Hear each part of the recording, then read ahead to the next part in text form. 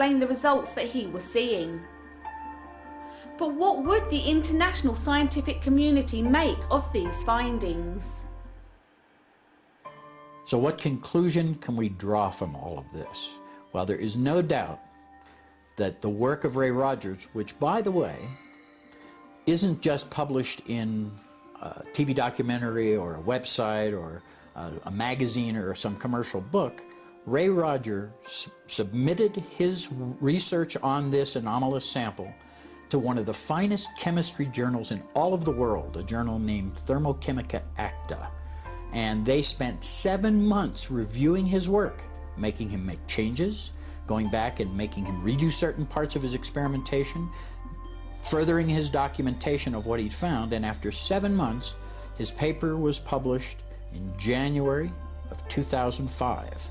So we now have the first piece of peer-reviewed scientific evidence that's appeared in a refereed scientific journal, proving that the sample used in 1988 for the radiocarbon dating of the Shroud was in fact anomalous, did not represent the main body of the Shroud cloth, and consequently the Shroud of Turin itself was not dated, but only this repaired corner was dated, which was obviously a synthesis of both old and new threads, yielding the medieval date that was concluded by the 1988 radiocarbon dating.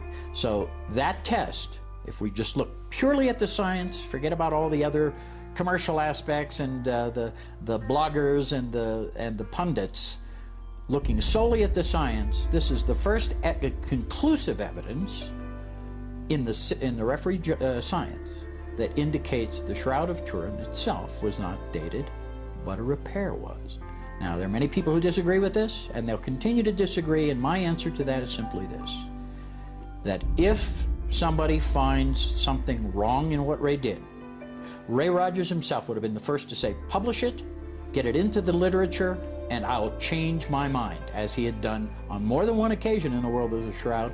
As new evidence came in, Rogers was flexible and was willing to accept that his original opinions or conclusions might have been wrong, and was willing to change as the evidence showed otherwise.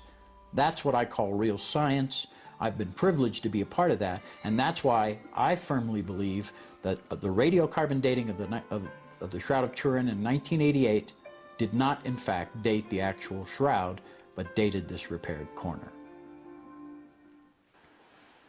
Real science performed by the Shroud of Turin research team in 1978 and continued by the likes of Barry Schwartz and Ray Rogers indicates that not only is the Shroud not a fake, but also that the main piece of evidence against it, the radiocarbon dating, is significantly flawed as to be practically useless.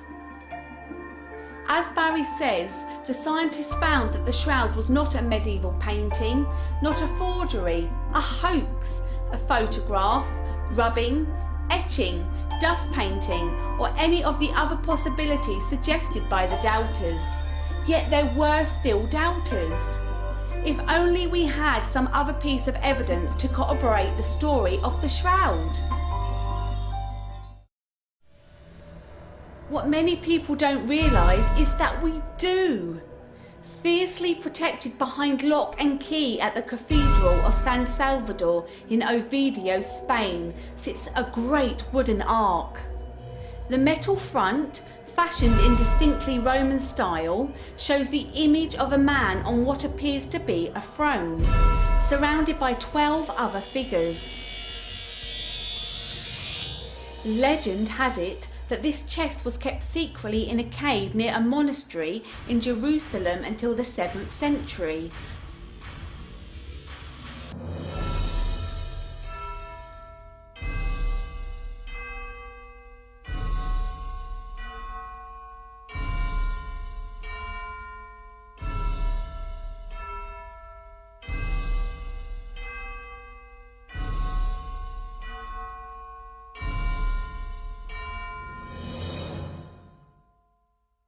Early on Sunday morning, while it was still dark, Mary Magdalene went to the tomb and saw that the stone had been taken away from the entrance. she went running to Simon Peter and the other disciple whom Jesus loved.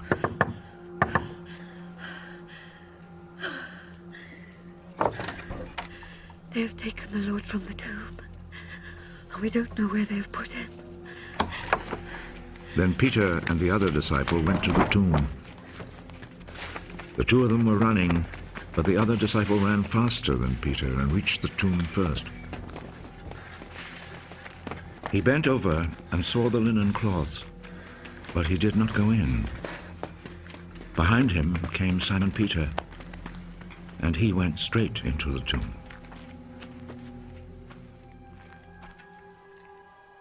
He saw the linen cloths lying there, and the cloth which had been around Jesus' head. It was not lying with the linen cloths, but was rolled up by itself. Then the other disciple who had reached the tomb first also went in.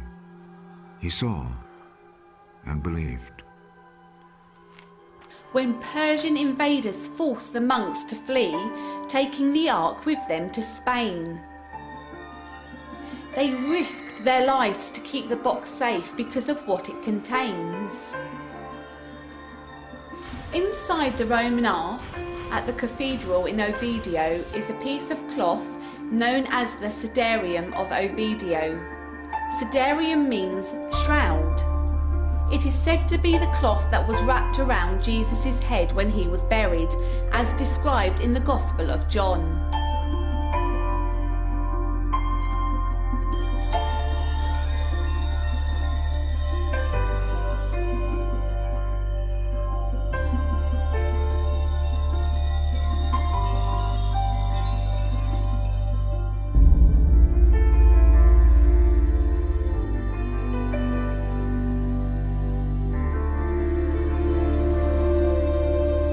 Blood tests conducted on the Cidarium and the Shroud of Turin proved that both are of the same blood type, AB, a rare blood type amongst medieval Europeans but common in the Middle East. What's more, pollen samples taken from both cloths place them both in the Palestine area, and textile experts have confirmed that the Cidarium is made from the same fabric as the shroud. Are the shroud and the Cidarium really linked? Look and ye shall find, said Jesus. There would seem to be no doubt that both the Shroud of Turin and the Cidarium of Oviedo both covered the same man.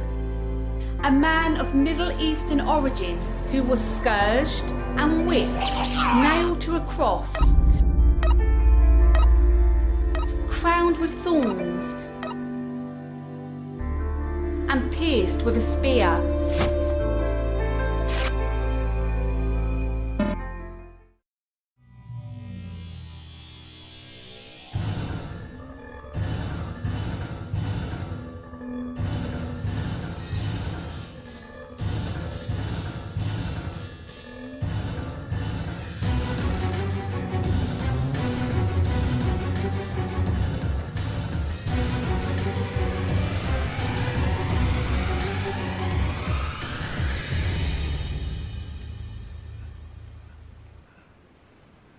It is finished. Then he bowed his head and gave up his spirit.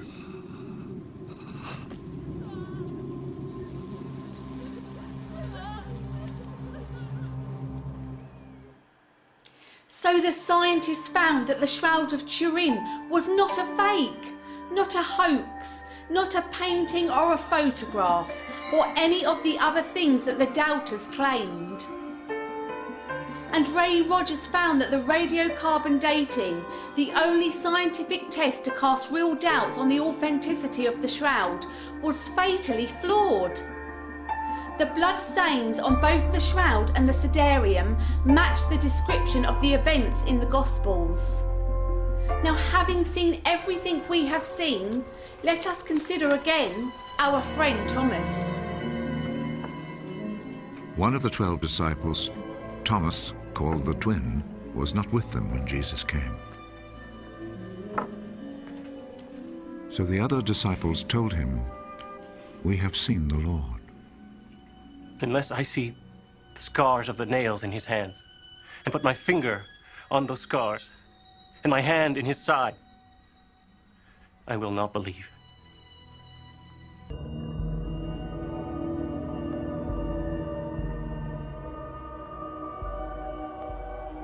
Unless I see the scars of the nails in his hand, and put my finger on those scars, and my hand in his side, I will not believe.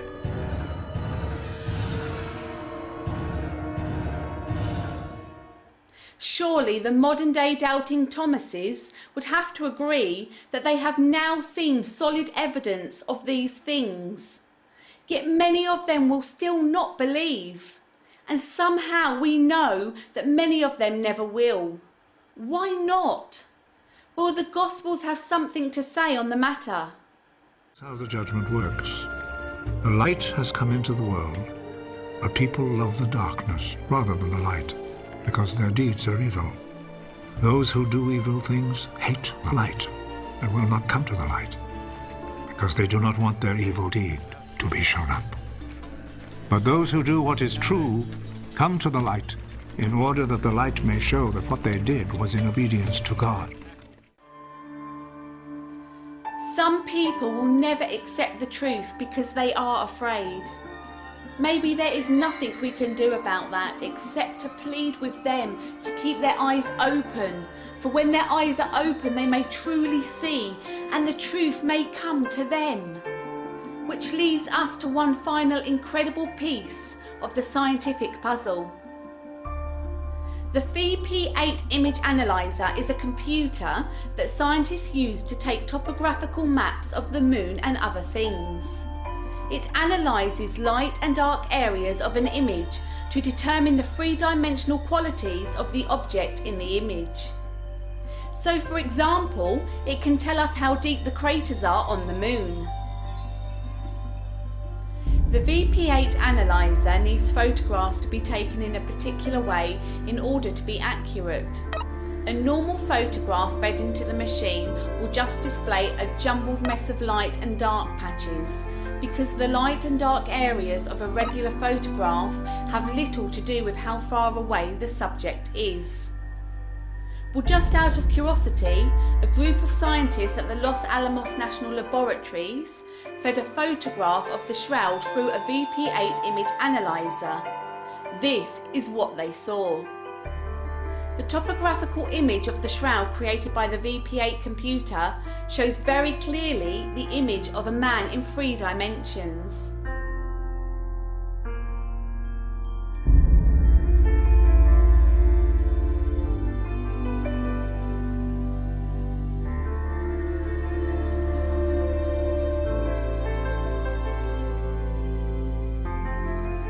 The image is darker where his body would have touched the cloth directly, like his nose, and fainter where it would have been further away, like his neck.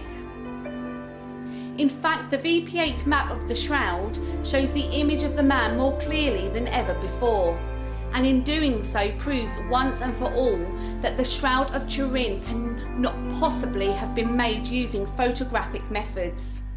In fact, this discovery convinced the scientists at Los Alamos that the image on the Shroud must have been formed by the cloth being draped over a real human being. The Shroud of Turin is a truly unique artifact, a 3-dimensional image on a 2-dimensional piece of cloth. This in itself is something of a miracle. It suggests that the image on the Shroud was intended to be viewed as more than just a picture. It suggests that the Shroud itself is trying to say something to those willing to look hard enough. But what? Renowned Christian scholar and medical doctor Richard Kent has some thoughts on the matter. Jesus said, "The knowledge of the secrets of the kingdom of God has been given to you. But to others I speak in parables, so that though seeing, they may not see, though hearing, they may not understand." Could the Shroud of Turin be a parable for modern times, a physical manifestation of Jesus' promise that those who seek shall find,